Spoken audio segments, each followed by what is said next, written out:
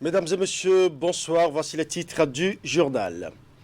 Démarrage des activités dans les universités publiques du Bénin. Le top a été donné à l'université d'Abomey-Calavi ce jeudi en présence de 2 ministres du gouvernement.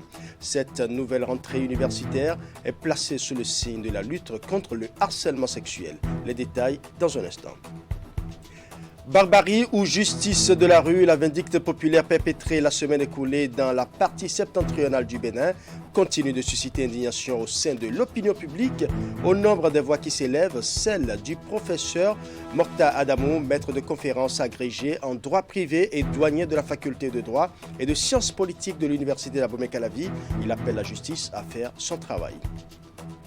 Les vertus des plantes en Afrique, c'est une richesse incommensurable délaissée par les ancêtres et aujourd'hui le recours aux plantes médicinales en cas de problème de santé prend de l'ampleur dans les grandes villes du Bénin.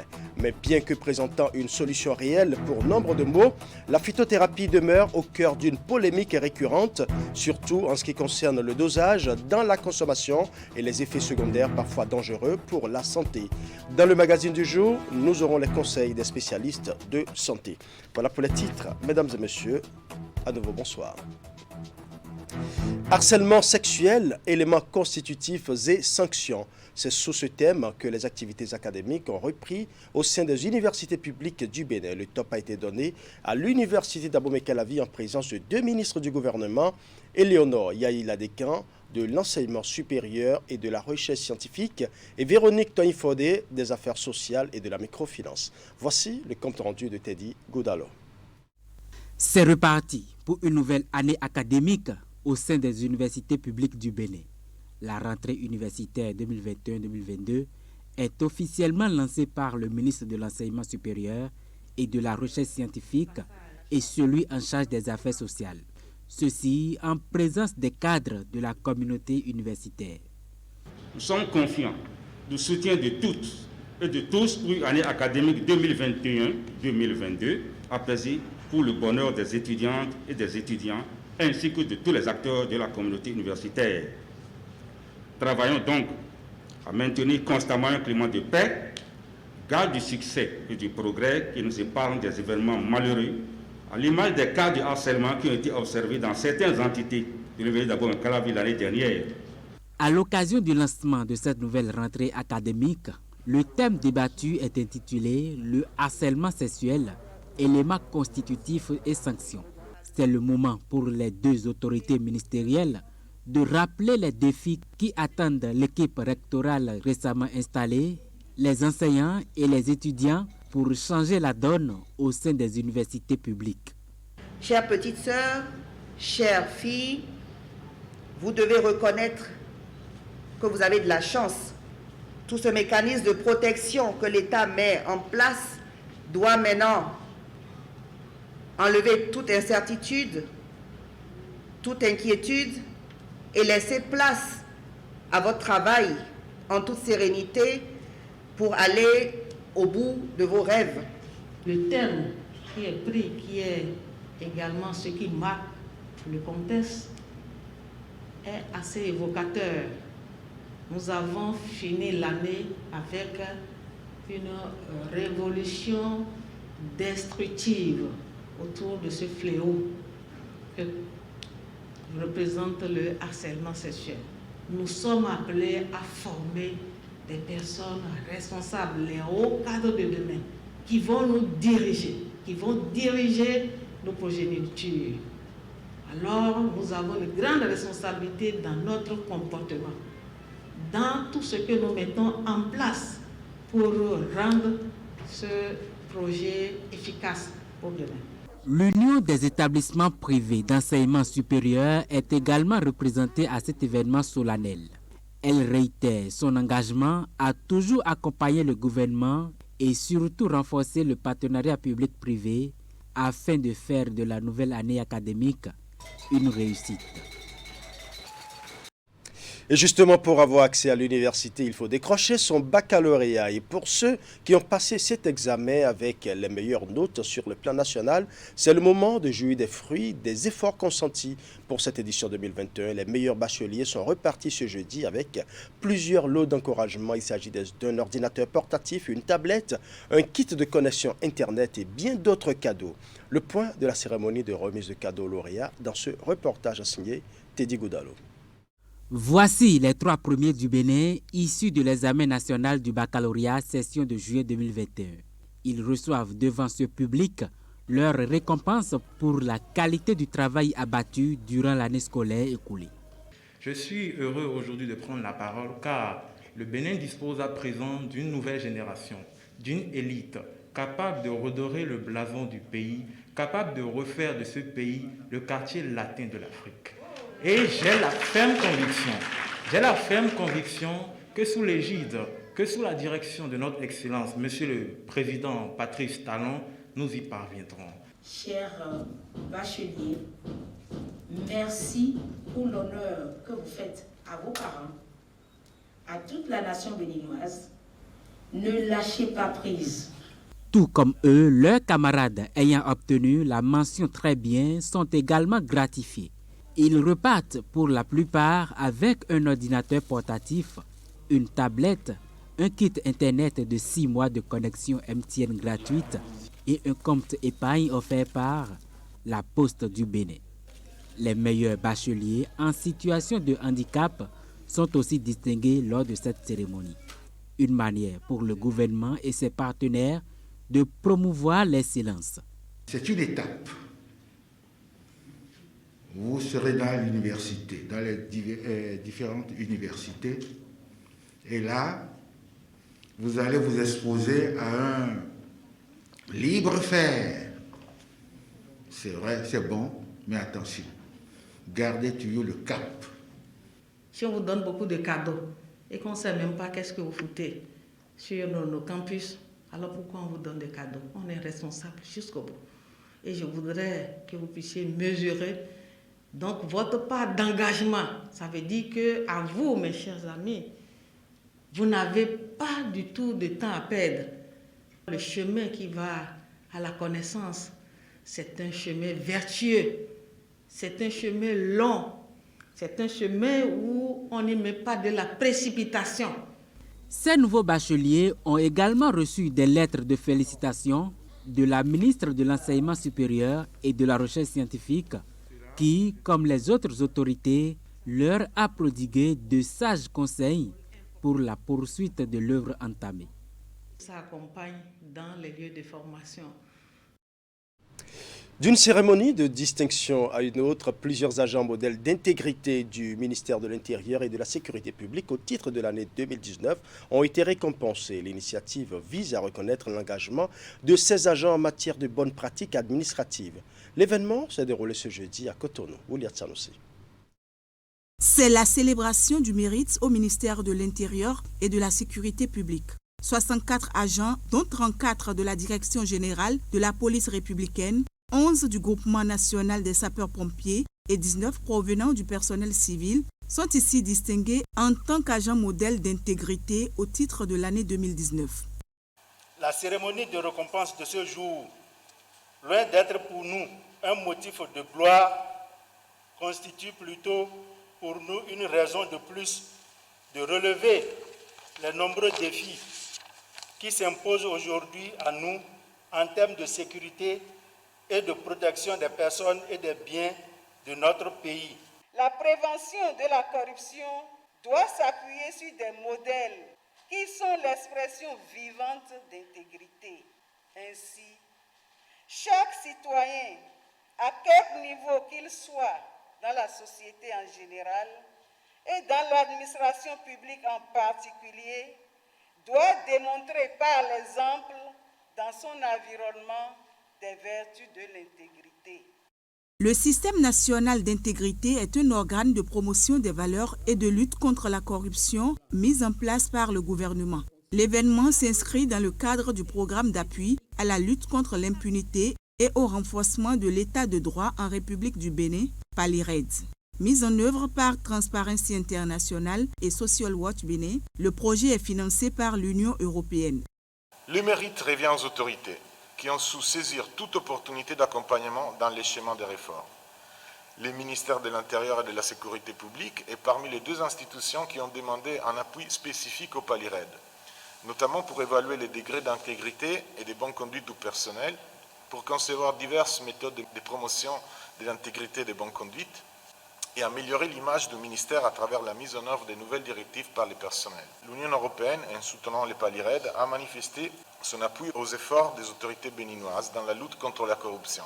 Et elle ne manquera pas de continuer à le faire dans l'avenir. Le visage que présente notre pays aujourd'hui en matière de sécurité, bien apprécié à l'intérieur comme hors de nos frontières, n'est rien d'autre que la résultante de la mise en commun de toutes les énergies dont les récipiendaires de ce jour sont les pionniers.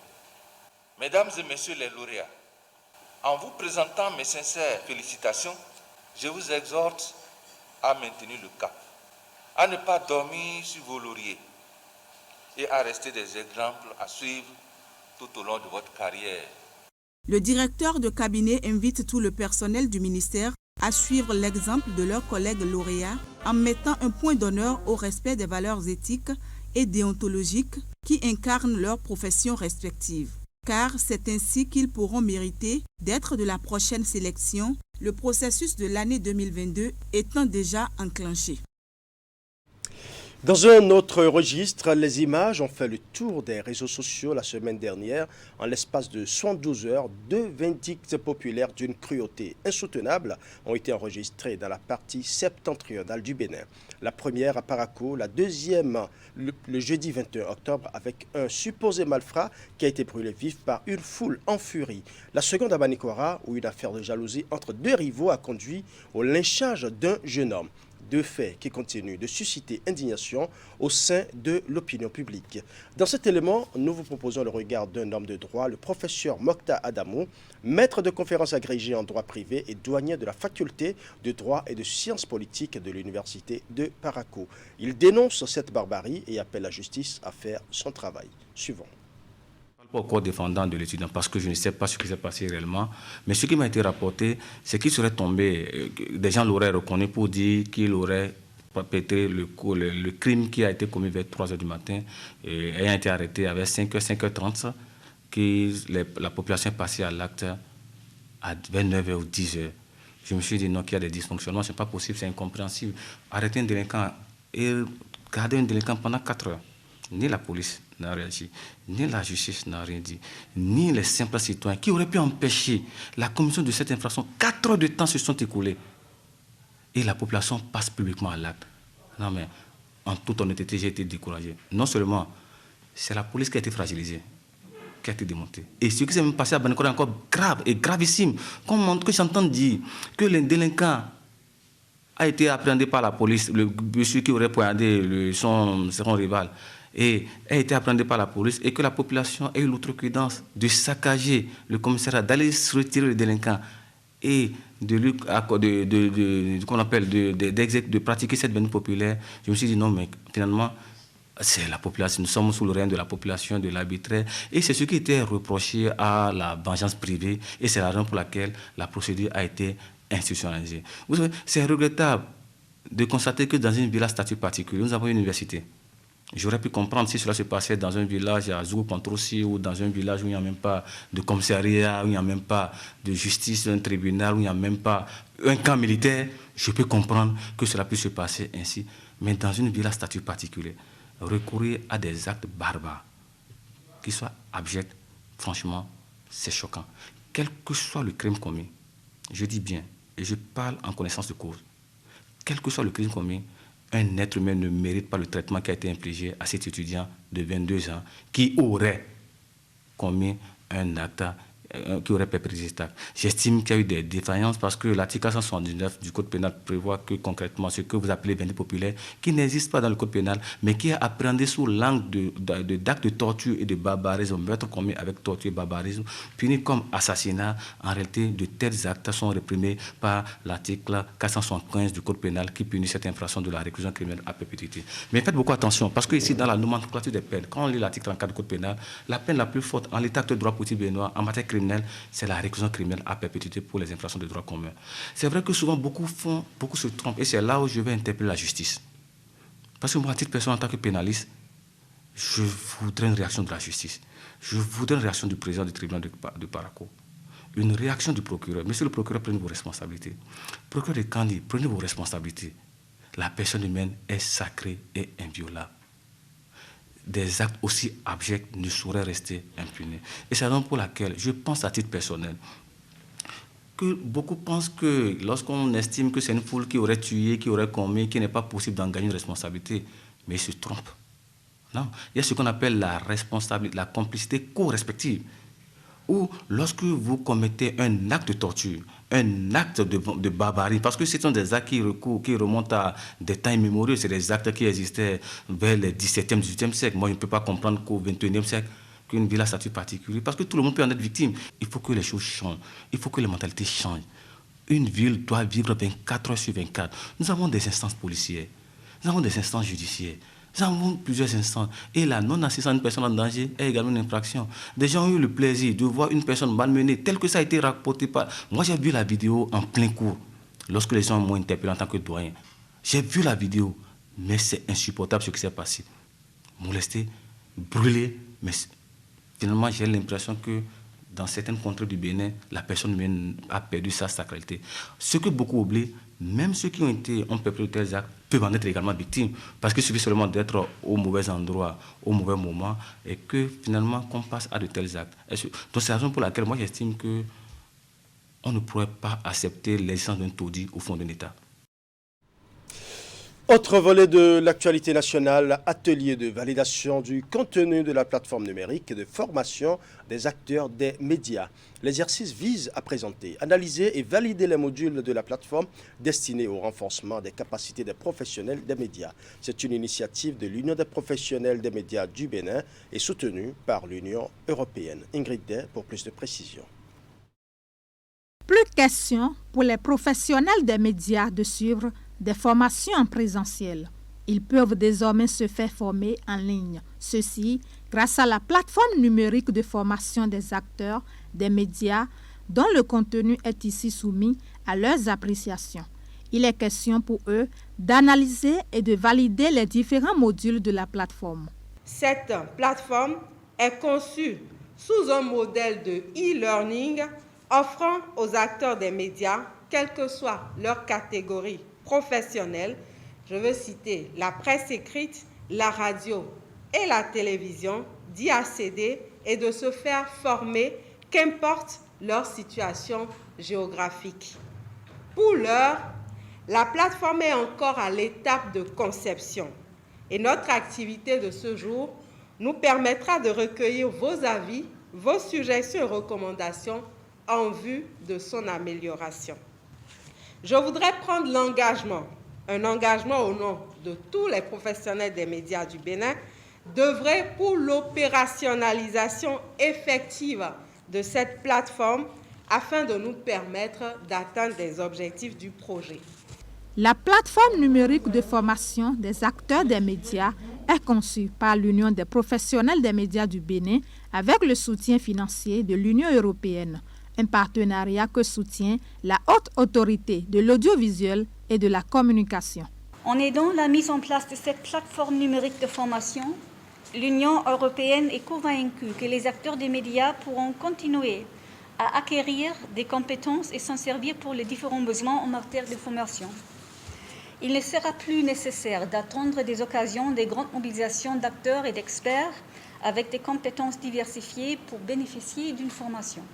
En accompagnant ce projet, l'Union européenne offre aux acteurs des médias l'opportunité de disposer d'une plateforme de formation riche en modules de qualité avec différents contenus, vidéo, audio, écrit. La plateforme numérique offre une autonomisation et une responsabilisation de tout acteur engagé avec plusieurs pôles de valeur ajoutée. La flexibilité du rythme d'apprentissage. Chaque acteur apprend ou va aux informations à son rythme. Chaque acteur engagé planifie son temps d'apprentissage. La réduction des risques sécuritaires liés au trafic est évidente aussi. Sont également concernés par cette plateforme les étudiants en journalisme. Ils peuvent s'en servir pour de différentes opportunités de formation théorique ou pratique. Santé à présent, lutte contre la Covid-19, l'association des créateurs de mode du Bénin vole au secours des collégiens. C'est à travers une campagne de distribution gratuite de masques aux élèves dans les départements de l'Atlantique et du littoral. Les détails avec Freddy Padonou. C'est des milliers de casques qui sont amenés pour vous. Après la première édition de Bénin Mask Tour en juin 2020, l'association des créateurs de mode du Bénin, ACMB, renouvelle l'initiative et descend dans les lycées et collèges de Cotonou et à Bomey-Calavi avec des cartons de masques lavables et réutilisables. Ils étaient ce jeudi 28 octobre au CG Bigamé, CG à Papa Centre et CG à Bomey-Calavi. Nous avons voulu accompagner le gouvernement en offrant ce qu'on sait faire le mieux afin que nous puissions bouter le coronavirus dehors. Avec ce don symbolique de masques, l'association des créateurs de mode du Bénin vient renforcer la lutte contre le Covid-19 et les récipiendaires mesurent à juste titre l'importance de ce geste noble et promettent en faire une utilisation judicieuse. Infiniment merci pour ce geste symbolique, mais de grande portée, de très grande portée. Vous avez été les premiers cette année à venir vers nous pour nous offrir des masques. Vous aviez pensé à notre santé, infiniment merci. Merci pour ces pensées envers nous, pour nous aider, pour se protéger en ces moments de pandémie. Je viens franchement vous remercier pour ce pas vraiment qualitatif que vous venez d'effectuer. Et je vous avoue que c'est venu vraiment à point nommé. Nous en avions besoin. Nous vous rassurons que nous en ferons vraiment bon usage et cela ira vraiment aux véritables bénéficiaires. Cette démarche de l'association des créateurs de mode du Bénin, ACMB, entre dans le cadre du programme d'action du bureau exécutif qui a pour ambition d'accompagner toute initiative patriotique. Le recours aux plantes médicinales en cas de problème de santé prend de l'ampleur aujourd'hui dans les grandes villes du Bénin. Au cœur d'une polémique récurrente, la phytothérapie, bien que présentant une solution réelle pour nombre de maux, appelle néanmoins à une certaine prudence. Elle peut, si l'on y prend garde, occasionner d'importants dégâts sur la santé. Dans le reportage qui va suivre, des réserves sont émises quant à la consommation des plantes médicinales, surtout en ce qui concerne leur dosage. Nagui Balabé.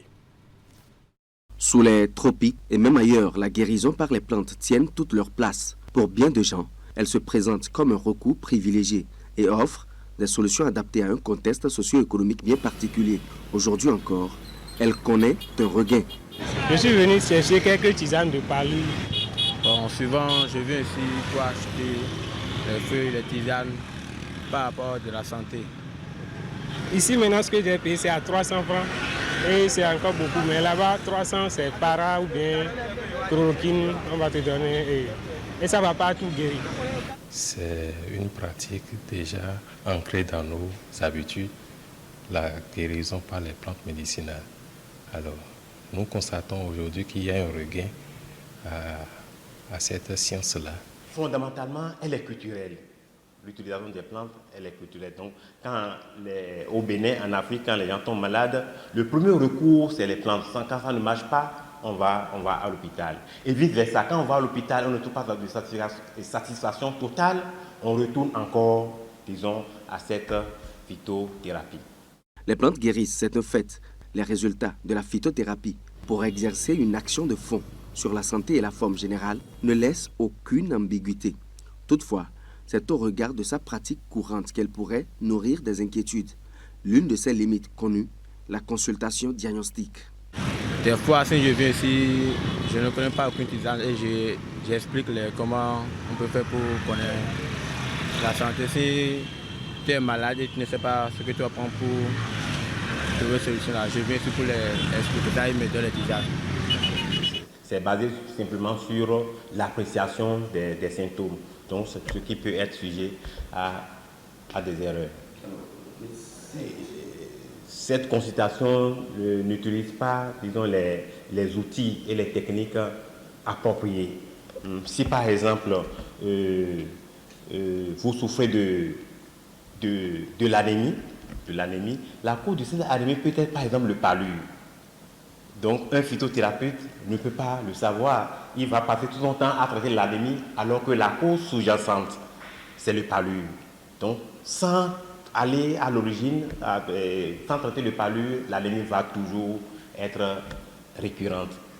Toxicité mal maîtrisée, effets secondaires très peu connus, utilisation hasardeuse, les problèmes sont bien là. La sécurité d'emploi des plantes reste problématique et nécessite un système de vigilance. La menace est réelle et la prudence s'impose. Si c'est bien utilisé, ça vous sauve. Ou si c'est mal utilisé, ça pourrait donc vous créer les pires ennuis. Donc aller jusqu'à la mort. Pour dire que quand il s'agit de cette science, la phytothérapie, il faudra mettre des gants. Oui, il a les problèmes de toxicité. Vous ingérez, si vous ne respectez pas la dose, vous pouvez avoir des problèmes. Si la connaissance de la plante elle-même, vous voyez, si vous utilisez une plante à la place d'une autre, ça peut créer des problèmes. Je vais vous donner un exemple très simple. Tout le monde connaît le caïcédra. Le caïcédra qui est une plante aussi qui traite beaucoup de maladies. Les côtes, vous êtes rare de voir un pied de caïcédra non écorcé dans Cotonou et partout d'ailleurs. Donc, au Ghana, il y a une plante qu'on appelle Erythrophleum, un grand arbre qui ressemble un tant soit peu aussi qui présente la même silhouette que le caïcédra. Vous savez, les gens ont planté ces plantes-là dans les avenues, comme on plante le caïcédra, et la population l'a utilisé sans faire beaucoup attention, et ça fait beaucoup de dégâts, ça fait entraîner des morts. Puisque la plante qu'on appelle Erythrophleum contient une substance qu'on appelle érythrophléine qui s'attaque directement au cœur. Donc après l'ingestion, quelques minutes, quelques heures, là, vous perdez la vie. Le recours à la phytothérapie n'est donc pas anodin. Dans certains pays, plus que dans d'autres, elle connaît ces dernières années un succès accru lié au désir largement partagé d'un retour au naturel. Sa pratique habituelle présente toutefois des limites, pouvant être à l'origine d'effets indésirables plus ou moins graves. Classé parmi les aliments les plus demandés au Bénin, l'igname est une matière première pour la fabrication de plusieurs mets. Au marché international d'Antokba, un petit espace est dédié à sa commercialisation. Depuis la nouvelle saison, les commerçants du produit et les consommateurs éprouvent des difficultés à s'approvisionner, des problèmes liés à la cherté des tubercules du fait de la mauvaise pluviométrie. Voici le constat réalisé par Clément Atchadé. Dans ce marché dédié à la commercialisation des ignames, plusieurs vendeuses attendent leurs clients en cette matinée du mardi. Une clientèle qui devient rare du fait de la cherté de la nouvelle igname sur cet espace marchand de Dantokba. Et pourtant, nous sommes au mois de septembre, le mois par excellence de l'abondance de ce tubercule très prisé au Bénin. Selon les vendeuses rencontrées, l'igname connaît l'un des moments les plus difficiles de son histoire en cette année 2021.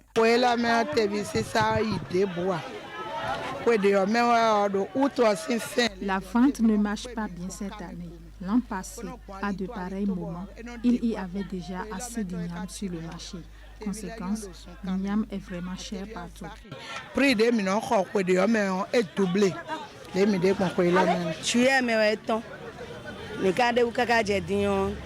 Nous-mêmes, nous connaissons certaines causes de la situation. Dans les zones productrices de l'igname, la pluie a été rare. Les gens ont envie d'acheter, mais ces derniers n'ont pas d'argent.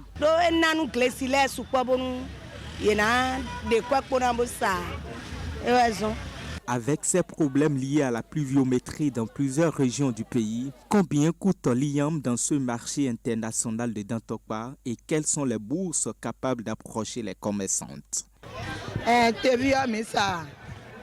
30 000. Nous demi. Chez moi, 50 kilos coûtent 30 000 et 100 kilos 60 000 francs CFA. C'est cher et les gens... Les cas de Ouadien.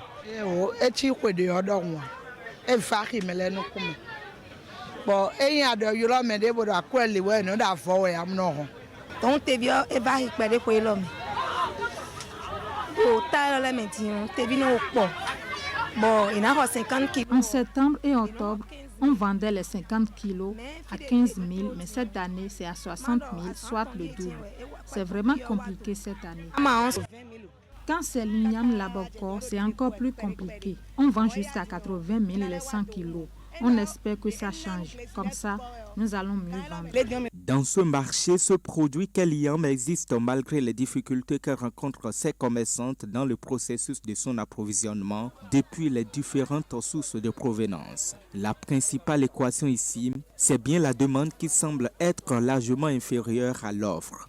À cette contrainte s'ajoute le coût du transport qui pèse sur les bonnes dames et pas conséquent, impacte le prix de l'igname sur le marché.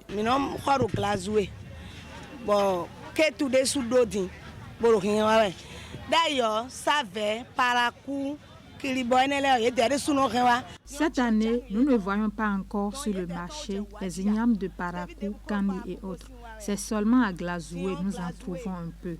D'autres proviennent du Togo, pays voisin. C'est uniquement les ignames simples qui ne font pas igname pilé qui sont en réalité accessibles aux petites économies. En fait, ce qui fragilise notre commerce, c'est plutôt le coût du transport. Par exemple, pour transporter 100 kg de glazoué à Cotonou, il faut débourser 2500 ou 3000 francs CFA. Imaginez vous-même si on achète 10 sacs, faites 2500. Si ça m'a dit,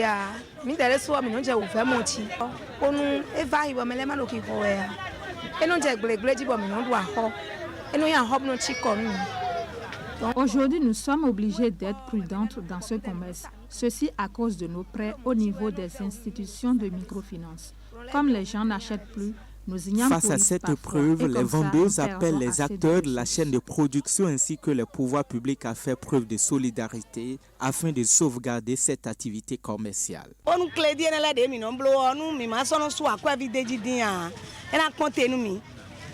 Avec cette situation de flambée de prix de l'igname, les restaurants d'igname pilé et d'autres mets issus des transformations de ces tubercules font déjà les frais. Malgré cette triste réalité, la demande de l'igname reste forte par les consommateurs, dont le pouvoir d'achat demeure insignifiant.